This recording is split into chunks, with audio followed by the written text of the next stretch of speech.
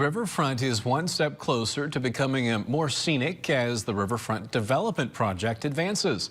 Cleaner and Associates are currently in talks with Ameren over the final approval of a project that would bury electrical lines. The removal of those wires would mean that the 90-year-old electrical towers along the riverfront would come down. Plus, the power lines are very old.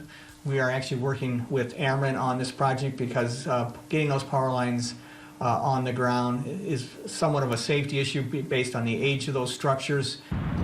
The grant for this work has an April 2024 deadline, so the hope is to get the project out to bid within the next 30 days.